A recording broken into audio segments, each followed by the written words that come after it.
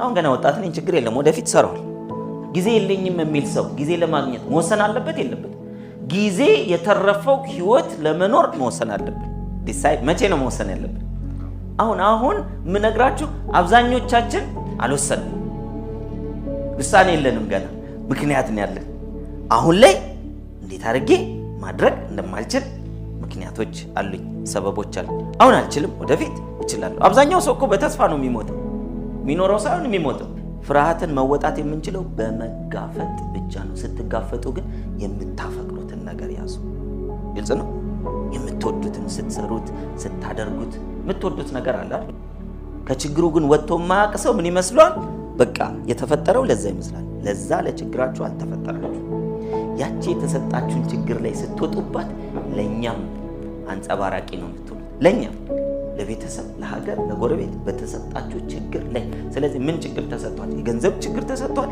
አንተ ብዙዎችን ገንዘብ የሚያገኙ ሰው ልታረግ ለዛ ነው የተሰጠ ለምን ሰው ችግሩን ሲፈታ ለሌሎችም የፈታበትን ዘዴ ያስተምራል እንደዛ ስለዚህ ምን ችግር አለብሽ እሱን ያዙትና በኮንፊደንስ መወጣት ይቻላል ለመወጣት ሰልፍ ኮንፊደንስ እንዴት ይገነባል ይሰማል ስለዚህ መጀመሪያ ራሳችንን ምን ማድረግ አለብን ኮንፊደንት በራሱ ያልተማመነ ሰው የሚያፈቅረውን ነገር ራሱ አያገኝ በራሱ ካልተማመነ አያገኝ እኔ እኮ በራሴ ተማመናለሁ ግን ፈራለሁ አትሉም አንዳንድ ጊዜ እኔ እኮ እንትን ነው ግን ደግሞ ብላችሁ ሁለት የማይያዙ ነገሮች እኔ እኮ ውስጥ ብርሃን አለ ግን ጨለማ ነው ይባላል እውነት ነው የሆነ ብርሃን ከውስጥ ኖሮ ዙሪያውን በጨለማ ወር ደግሞ በሆነ ነገር ብንጋርደው ከውጭ አይታይም ማለት ከውስጥ ያለው ብርሃን አይታይም ፊል እኮ ታረጋላችሁ ዲፕ ኢንሳይድ ዩ የሆነ ነገር ይነግራችሁ አለ ግን ደግሞ የሆነ ለመውጣት ብቻ የማይቻል ግርግዳ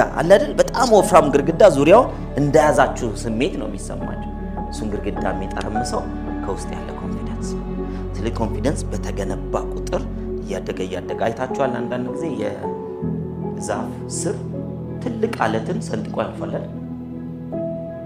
ግን በጥንካሬ ማን ይበልጣል አለቱ ይበልጣል ለምን ዛፉ ባይዘው ምን ስለሚያደርግ ነው አለቱን አይጋፋም ዝም ብሎ ራሱ ያድጋል አይደል ዝም ብሎ ያድጋል which is confidence ሲጨምር ዙሪያው ያለው ነገር እንዳለ ይሰነጠቃል በዙሪያ የገንዘብ ችግር አለ ይሰነጠቃል በዙሪያ የከፋ ነገር አለ ይሰነጠቃል በዙሪያ ተስፋ ያስቆረጠ ነገር አለ ይሰነጠቃል በውስጥህ በዙሪያ ያሉ ነገሮች እንዳለ ከውስጥ ያለውን ሰልፍ ኮንፊደንስ በመገንባት ይሰነጠቃል እንግዲህ ማውራችሁ ዛፍ እንኳን ሳይታገል ነው ምንን የሚሰነጥቀው አለትን ሰንጥቆ ስሩን መስደድ ያለበት ቦታ ይሰዳል እኔም አንተም አንቺም እንደዚሁ ማድረግ እንችላለን ነው ዲሳይድ መቼ ነው መወሰን ያለብን አሁን ምን ነግራችሁ አብዛኞቻችን አልወሰንም ውሳኔ የለንም ገና ምክንያት ነው ያለን አሁን ላይ እንዴት አድርጌ ማድረግ እንደማልችል ምክንያቶች አሉኝ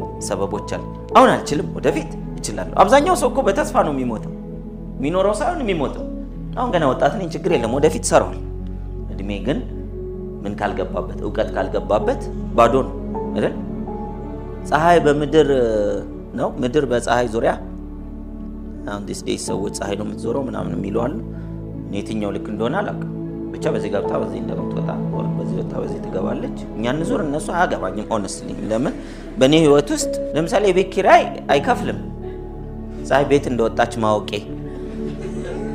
ትራንስፖርት አይከፍልልኝም ወይም ነዳጅ አይሞላልኝም ለልጆቼ ትምህርት ቤት ፀሐይ በመስራቅ መውጣቱ አይደለም እየከፈልልኝ ያለው ብዙ በማያገባው ነገር ይከራከራል ስለዚህ መጀመሪያ ጉዳያችን ላይ ለመሆን መወሰን አለብን የኔ ጉዳይ ምንድነው በህይወቴ አይመለከተኝም የምትሏቸው ነገሮች ውስጥ አትጉ የማይመለከቱ ነገሮች ለምሳሌ አንዳንድ ሰው ምን ይላል ቁጭ ብሎ ይከራከርና የሀገር ጉዳይ ግን አይመለከትም አይላችሁ የሀገር ጉዳይ እኔ ብዙም ኢንትረስትድ አይደለሁም ስትሉ እንዴ የሀገር ጉዳይ አይደል እንዴ አይመለከተም honestly አይመለከተኝም እኔ አሁን እዚህ ጋር ቆሜ ያሰለጥናለሁ አይደል ለኔ እና በሃይማኖቴ ውስጥ ላለው ህግ ይጠቅማል አይጠቅምም ለዓላማዬ ይጠቅማል አይጠቅምም የሚለውን ከኖርኩ ሀገር የምትባለው ነገር በሱ ውስጥ አድጋለች ለእናት ሀገር ቁጭ ብለን ስለተከራከርን አድገናል አይመስለኝም ብሶብናል እንጂ ገበሬ ቁጭ ብሎ ሲከራከር ነው እንትኖቹ የሚያበቅሉት። አንድ 10 ገበሬዎች ይሆኑና ያበቅላል ዘንድሮ ያበቅልም፣ እንዝራ በቆሎ ይሻላል፣ አይ ስንዴ ይሻላል፣ ገብስስ ቢሆን ምናምን ገብሳነት ቢሉ እና 3 ወር ቢከራከሩ 4ኛው ወር ሄዶ አዝመራ ቡቃያ የሚባል ነገር አለ እንዴ? የለም። በህይወት አዝመራ ቡቃያ ፍሬ የምንፈልግ ከሆነ ማተኮር ያለብን እንዳፈራ በህይወት እንዳፈራ የምፈልጋቸው ነገሮች። ለምን እኔ ካላተኮርኩ ማን ነው አምጥቶ የሚዘራልኝ? ማን ነው የሚያጭድልኝ? ማን ነው የሚያርምልኝ? ማን ነው የሚኮተኩትልኝ? ማን ነው የተለያዩ ስራዎችን የሚሰራልኝ? ማንም። እኔ መስራት አለብኝ አይደል? ስለዚህ የኔ ጉዳይ የሚባለውን ነገር ማስቀመጥ አለብን። ጉዳይ ምንድነው? በዚህ ህይወት አሁን መወሰን አለብን። ወስኑ። ጉዳይን ለማድረግማ ጊዜ የለኝም። አዎ ጊዜ ስለሌለ እኮ ነው መወሰን ያለበት። ጊዜ እንዲኖር ጊዜ የለኝም የሚል ሰው ጊዜ ለማግኘት መወሰን አለበት የለበት? ጊዜ የተረፈው ህይወት ለመኖር መወሰን አለብን። ጡረታ ሲባል የሚታያችሁ ምንድነው? አርጅቶ ስራ መስራት አቅም አጥቶ ከሆነ ቦታ መወገድ ነው አይደል? ሊትራሊ መወገድ ነው የሚታየው። እና ለመጀመሪያ ጊዜ በእውነት በጭንቅላቴ ውስጥ ኮንሰፕት አያችሁ። ያንግ ሆነ ወይንም እድሜ 65 ሳይሆን 60 ሳይሆን ያንግ ሆነ፣ ያንግ ማለት ወጣት ማለት ሳይሆን ከዛ ያንገር ሆነ ለገንዘብ መስራት ማቆም ትችላለህ። ለገንዘብ ከመስራት ህይወታችሁ ማቆም ችሎ ገንዘብ በቀጣይነት በህይወታችሁ እንዲመጣ ማድረግ የሚባል ኮንሰፕት አለ። ብዙ ጊዜ ጡረታ ሲባል የሚታየን ኑሮ ዝቅ ብሎ ነው ወይስ ከዛ ወዲያ እያደገ መሄድ የሚባል ነገር አለ? የለም አይደል? ዝቅ ብሎ ነው።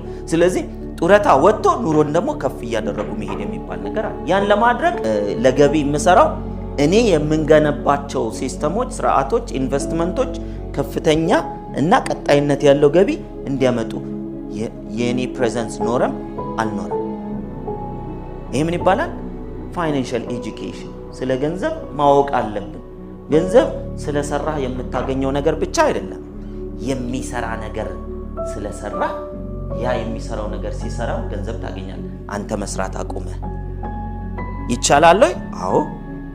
እኔና እናንተም ገንዘብ ስላለን አይደለም ቢዝነስ መስራት የምንችለው። ምን ስናረግ ነው? ስንወስን ነው መጀመሪያ። ለምን ዛሬ ወስኖ ሰው ዛሬ ያገኛል? አያገኝም እኮ። ዛሬ እኮ አይደለም እናገኘው። ዛሬ ግን ሲወስን አንድ ሰው እንደዚህ አይነት አኗኗር እየኖረ ከነበረ ይህ አኗኗር ደግሞ ቁልቁል ከሆነ ወይም ባለበት እርገጥ ከሆነ ዛሬ ምን ይወስናል? አቅጣጫውን ይቀይራል። ከዛሬ ጀምሮ ሲስተም ገንብቼ 10 ዓመት ይፍጅ እየገነባውን ገንዘብ እያገኘው ገንብቼ ሲጨርስ ደግሞ ባቋርጥም ባቋርጥ ለሚለው ፈልጎ ብቻ አይደለም፣ ሳንፈልግም ማቋረጥ ይኖራል አይደለም? በጤና ችግር ምክንያት፣ በሞት ምክንያት፣ በአቅም ማነስ ምክንያት፣ በተለያዩ ምክንያቶች የሰው ልጅ እየሰራ የነበረ ሰው መስራት የሚያቆማል። ከራስ በላይ ማሰብ ያስፈልጋል ለሌሎች መትረፍ። ለዛ ግን ከምን ይጀምራል? አሁን ውሳኔ ዲሳይድ ነው። አሁን ወስኑ። ከዛሬ ጀምሮ ህይወቴን ለመለወጥ እታገላለሁ።